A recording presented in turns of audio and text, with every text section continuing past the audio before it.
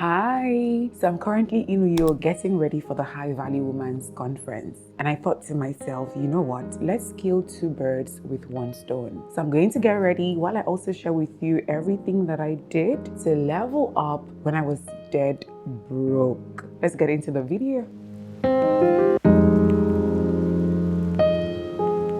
Hello intentional woman, welcome back to my channel. My name is Dine. Today's video is a bit different, but just come with me, okay? I'm going to start with hair, by the way. I have shared on this channel before that I was a kept woman. I still want to be a kept woman, but not in that unhealthy dynamic like it was, because my ex at the time took care of everything. I was working, but not because I needed to work, but because I just wanted to have something that I was doing. I found out certain things about him and I had to end that relationship because staying with him would have meant losing myself in a way that it wasn't worth it. So I had to leave and I didn't know what to do because remember, the level of lifestyle I was living at the time was funded by him. So when I cut things off, it meant trying to figure my life out for myself. So in today's video, I'm going to share with you everything that I did to move from where I was then, which was not knowing how I was going to pay my bills, how I was even going to survive,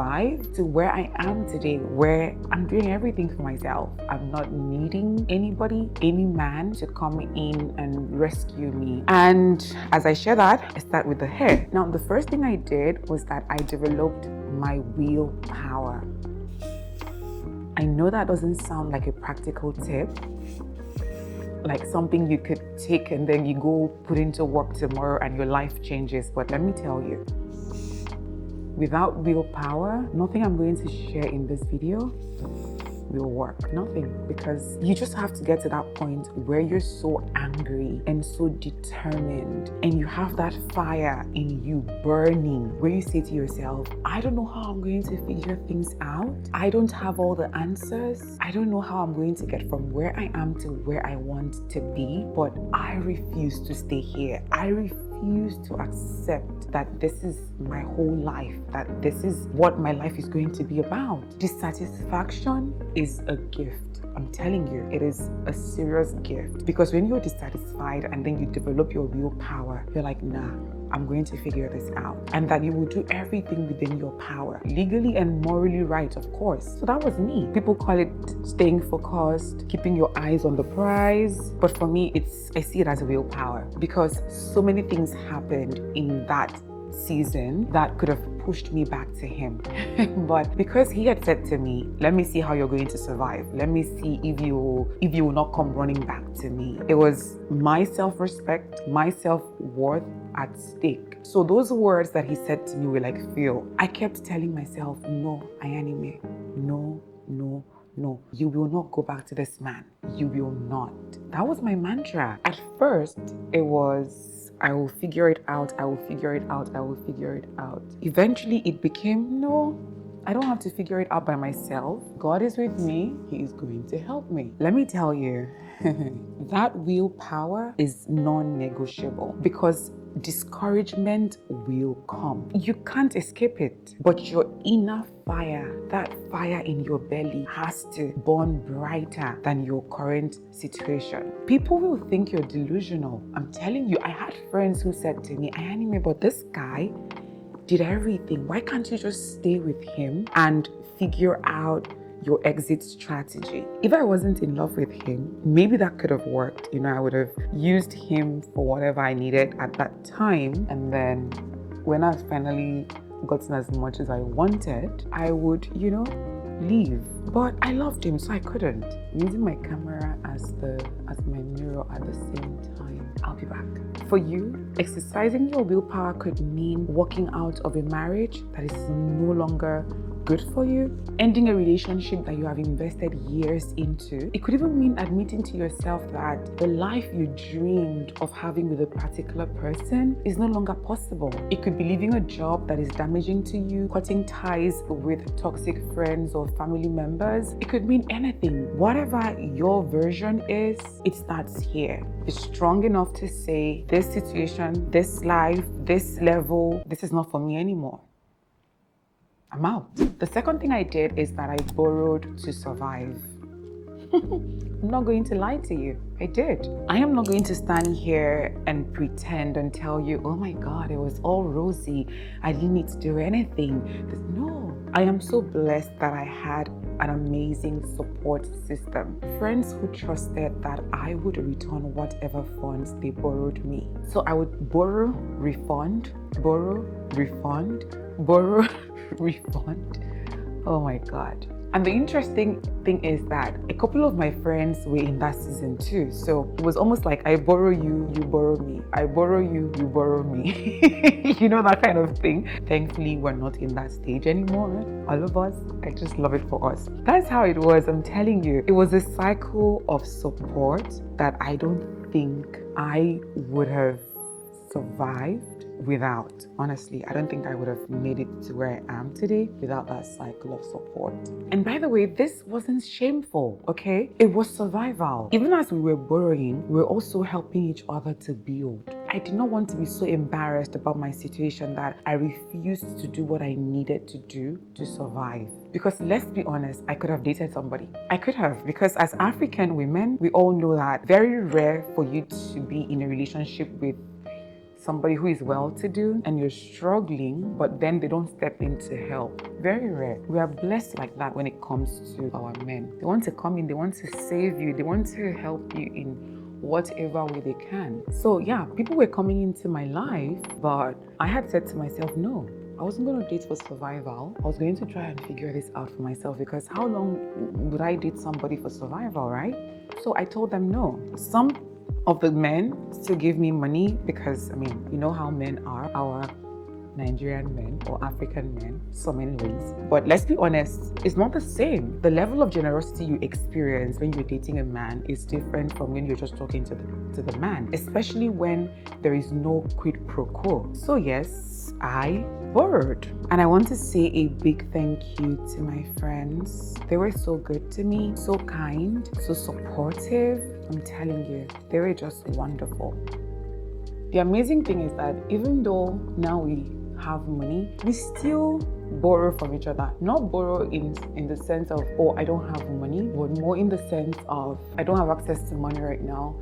Can I have some money? I'll refund it. So there's still that trust, still that support system, because you know I earn in dollars. So sometimes I need naira quickly and I can't go to the bank. I'll just call somebody. I tell people that I can never be stranded because of my support system. So I just have to say thank you to them. So this stage of your life may mean leaning on your support system more than you would like to, more than you would feel comfortable about. You may need to borrow. Don't be ashamed about that. Don't be ashamed to ask for help from people around you. Don't be too embarrassed about your situation that you would rather suffer and die in silence or end up doing something that doesn't align with your values, all in the name of survival. So ask for help. I'm just happy I didn't borrow from those apps. You know those apps that if you don't pay back, they will start calling everybody in your contact, or they will send bouncers. I saw videos where they will send bouncers to people's churches to go and carry them.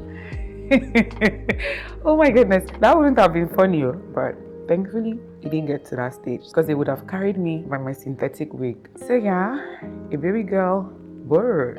The third thing is that I did the work. Your broke season is not for vibes. Your broke season is for you to get to work, and you can't escape it, except you don't want to make money legally and sustainably. You can't escape it. And thankfully, I am not someone who is scared of working. I love working. For me, work is empowering. Work grounds me. Work tells me I'm in control of my life. And it's a feeling I can never ever trade. Never. So whatever work looks like for you, get ready and do it. It may mean multiple jobs. It may mean extra shifts, menial jobs. And work for you may even mean starting from scratch. Do it. But not foolishly, but with the understanding that this is a season. Because that's what it is. It is a season. It's not going to be like that forever. So you have to prepare your mind and remind yourself constantly that this is a season. Because once you understand that it is a season, you understand that you're working like this for the life you want later on. Yeah, that's so important. I worked like an animal. I'm telling you, it wasn't funny. When I started this brand, which was almost after my breakup, what was happening behind the scenes wasn't glamorous. I'm telling you. I used to film overnight because Lagos is very noisy. You won't realize how noisy this country is until you want to film a content where you want everywhere to be quiet and you need to speak. Then it dawns on you that this country is loud. So what that meant was I would film overnight. I would start filming like 11 p.m. and sometimes I won't finish till like 6 because I wasn't using the best equipment. I was using my iPhone 11 Pro. Sometimes I would film and finish and find out that the audio wasn't working. I would cry and finish, refilm. Even transferring the files from my phone to my laptop was hell. You see why I said willpower comes first? Because nothing matters. Nothing else matters if you're not determined to push, even when things around you are telling you give up. Yeah, so willpower is very important because trust me, without it, you will not survive the grind. Sad, but true. The grind is brutal. The grind does not play. And you know, I just started filming in my sitting room recently. Before that time, my sitting room was empty. So I used to film in my bedroom. My younger sister was serving at that time. That's NYSC for the non-Nigerians. But when she would come to visit me, she would be the one lying down on the bed, watching my phone to make sure everything was okay. I worked though. I learned how to edit my videos by myself. And thankfully, I had learned that skill in 2016 when I had just come to Lagos. That skill made me realize that no knowledge is wasted. So I had attended this program by Ni Akim Walayan called Women in Editing. And that skill came in handy when I started my YouTube channel. I was my makeup, I was the sound, I was the light, I was the cameraman. I learned how to design with Canva. I learned how to clean audio because sometimes I would film and the audio would be bad. And before I knew that I could clean my audio, I would refilm, not knowing that I could clean my audio. I learned about tools like the script. I'm telling you, I learned so much. Everything you saw about my brand in the beginning was me. Even when I hosted my first webinar, guess what? I built the landing page myself, set up the emailing platform. I had to learn because I couldn't afford to hire anyone, you know? I designed the flyers. I did the work of 10 people. I did. But that was the season. And that's why I keep telling you, do the work, but with the understanding that this is what that particular season requires of you. I wasn't learning these skills because I wanted to become some tech babe. Not at all. I was learning them because I didn't have a choice. But you know the funny thing? Those skills have paid off. Not just for my brand, but I have used it to make money. I've actually been paid to use them on people's projects. So don't be afraid to learn something new. Yes, you're picking up these skills for survival, but I'm telling you, they can come in handy in the future. Like I said, understand that this season of your life may require more from you. It may mean less sleeping, doing more than feels fair, but this is something you can't escape. Especially if you're in this season, you just can't escape it, so embrace it.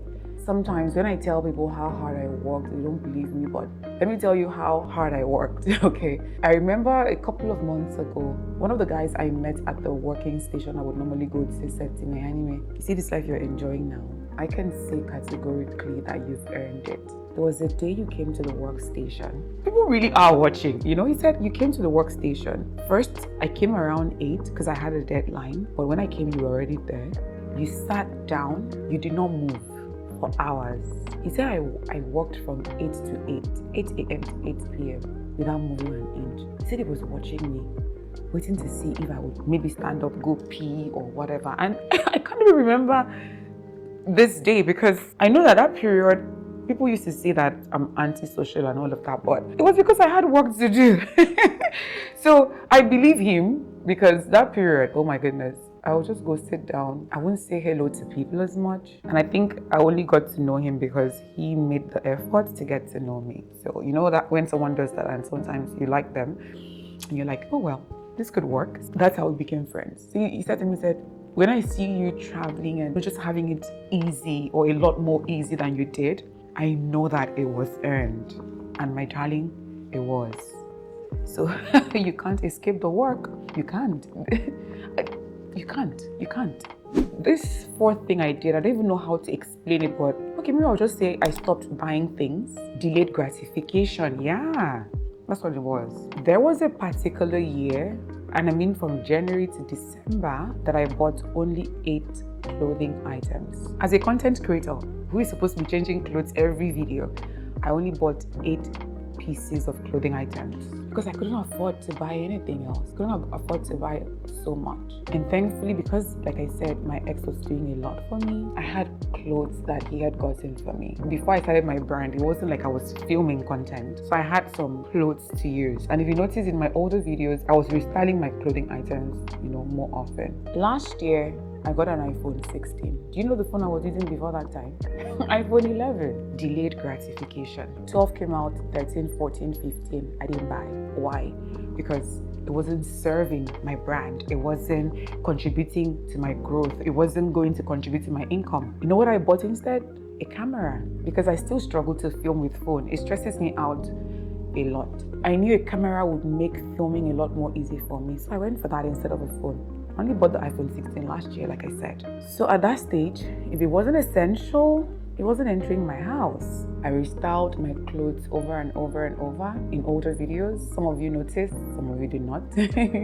That is why if you are in this season, right, you need to learn the difference between things that are essential and things that are just for vibes and validation. That season taught me not to compare myself to anybody.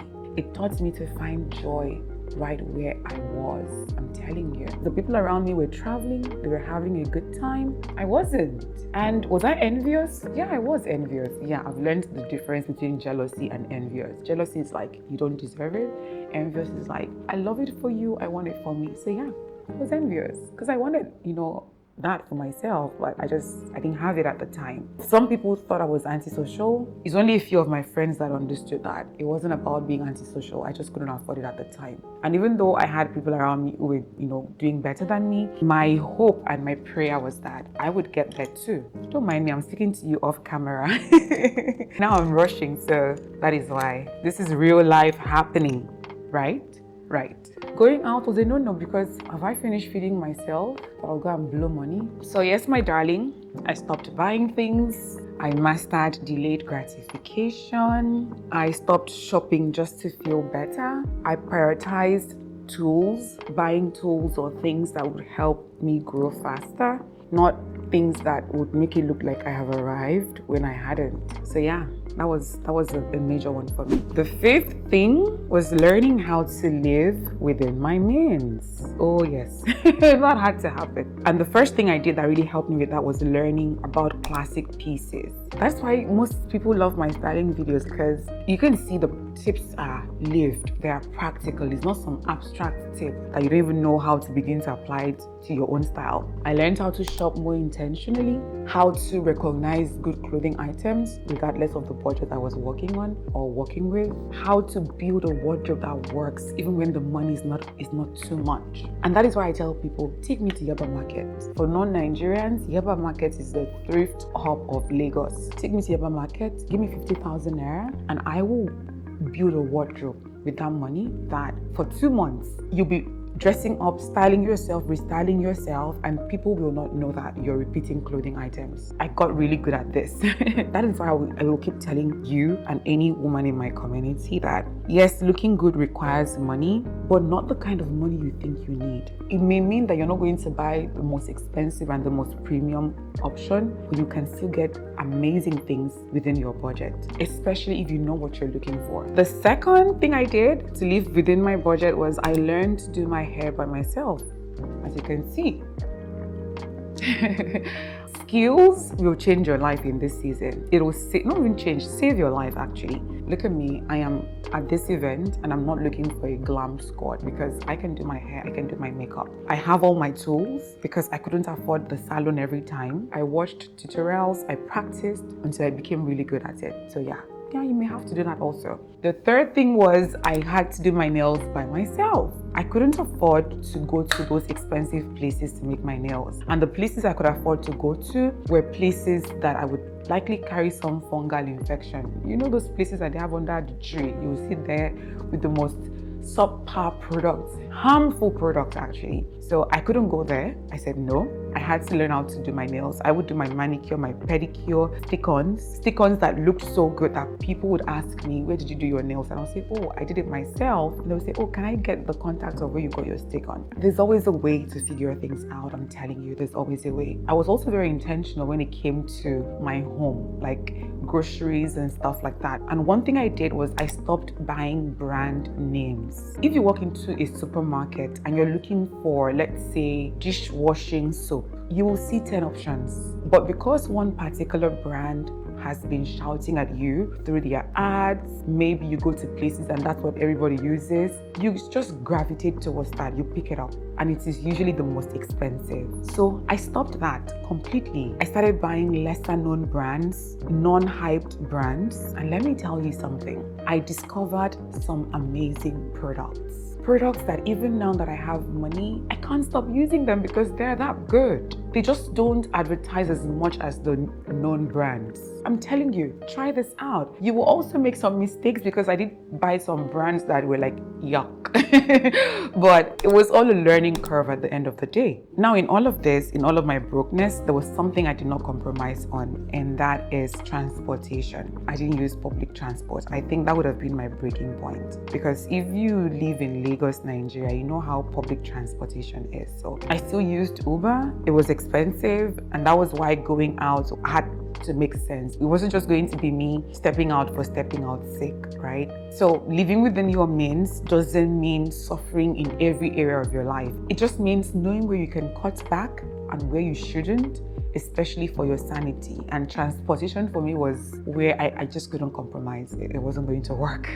The next thing I did is that I curated my mind and my environment. Because here's the truth. If you're struggling and everyone around you is struggling, where they're not actively building each other, and then the kind of content you're watching reinforces your struggling and your suffering, you will stay there for a very long time. You have to be that person that, yes, you're broke, but your mind is not. What that meant for me was I watched elevated content. I watched women living the life that I couldn't afford yet, a very important word. Beautiful homes, soft life, successful careers. That's the content I was watching. Content that would show you the steps and what to do to figure out your life. Not to be jealous or anything, but for inspiration. Because I kept saying to myself, if they figured it out, then I can too. The books I read, even that season 2, was to help me get to where I wanted to be. Because my best mantra is a changed mindset is a changed life. Once this is right, you think differently, you move differently, you make different decisions. Because if you don't change your mindset, everything I'm saying in this video will just land on your back and you shake it off. Like, you know, those chickens. Because you'll be saying, look at her, she's saying it now because she has the money. But if you've been in my community from the beginning, you will know that my glow up happened in front of the camera, right in front of you. I did not disappear, level up and then come back. I leveled up as I was building my brand. Have you seen my old videos? That is why so many women connect with my content, because as I was teaching you, I was learning. As I was researching and reading so I would have what to share with you, I was renewing my mind. My knowledge base was expanding. My skills were growing. I became very intentional about personal finance. I didn't have the money to invest, but I was preparing myself because I wanted to be ready for when I had money. That is why right now I am saving and investing like my life depends on it, because it does. Mind the light, it's gonna come back again. So whether it was contemporary content or spiritual content, it had to serve a purpose, and that purpose was for my life to change, for my mindset to shift. And I'm telling you, it is so powerful, because I remember tuning into the General Assembly. I think it was on day 1 or day 2, and a man came and gave a testimony and said that he was poor, broke, in the worst situation of his life, but he was listening to Apostle Joshua Selman. And even though his life, his situation hadn't changed, his mind was constantly being renewed. He was still in that situation, but his mind had changed completely. He had outgrown where he was, and he said eventually when things began to align, because my darling, they will. I am telling you, they will. When that happened, he was better equipped to handle that new phase of his life. That testimony hit me so hard. hard because that was my experience. Where I was at the time wasn't great, but my mind wasn't there anymore. I wasn't stuck in that this is impossible mindset. I was focused on solutions. It became, what do I need to do? What is the next step? What skill do I need to learn to make the next step possible? And once I figured it out, I did it. I should be getting ready. I'm sorry. That is why I keep emphasizing skills. And thank God for YouTube. Yes, thank God for YouTube, because there's nothing you want to learn right now that you cannot learn on this platform, which is why I'm telling you, be intentional about what you're watching, be intentional about what you're reading, be intentional about the content you're consuming. So if this season I survived is where you are right now, and I keep using the word season, it's intentional. If this is where you are, there are certain contents you shouldn't even be concerning yourself with. Okay? And now the final thing I did to level up was holding on to God. I know that hope is not a strategy, but hope can help you stay consistent with your strategy. And in my opinion, there is no other place where you can find hope like when you're praying, worshiping, praising, reading the word. Because there were times I would work so hard and I wouldn't see the result. I struggled on YouTube for a long time. I have shared this story before. I was about giving up. I even called a couple of the community members to say, what am I doing wrong? It was having a dream, an encounter that helped me stay consistent. And a few months later, my videos went viral, I think about 4 at the same time. It also helped me move from trying to figure out everything by myself to coming to the understanding that I did not create myself. So I shouldn't try to figure it out by myself.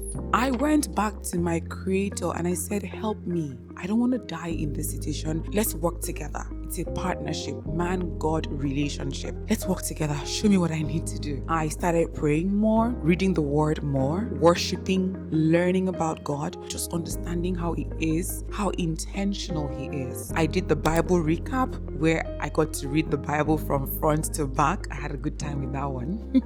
I listened and still listen to Apostle Joshua Selman. I joined NSPPD. My spiritual life became so enriched. Yes, I was holding on to God because I needed Him to help me go through that situation. But in that process, I came to learn about Him on a deeper level. Something I do not take for granted. If you're a believer, you have to hold God very, very tight. He will help you figure it out. He has the answer.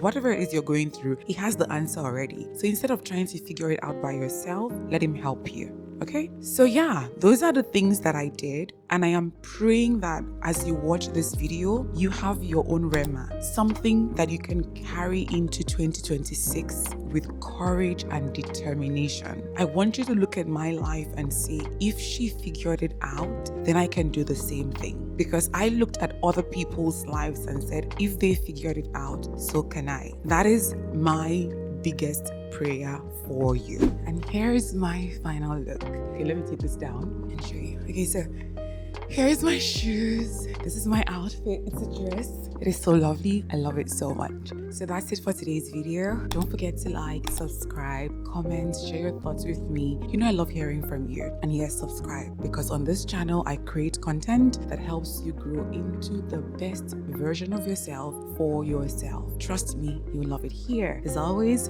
be kind to yourself, and I'll see you in the next video. Bye.